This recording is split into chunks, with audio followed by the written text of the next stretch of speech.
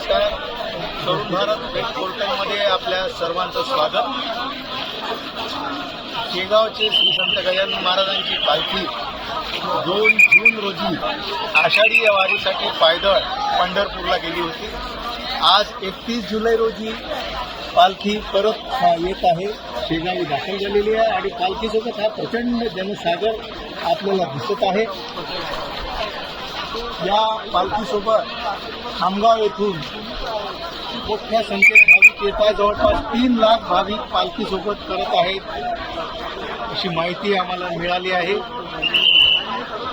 आणि येथील श्री संत गजानन महाराज अभियांत्रिकी महाविद्यालयावर शहरातील पहिलं स्वागत पालखीचं होणार आहे.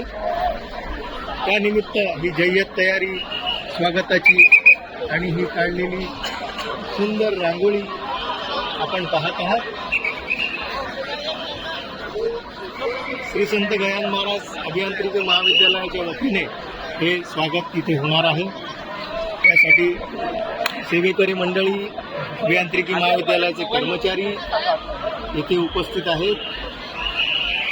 हा सुंदर योग या ठिकाणी जुळून आलेला आहे.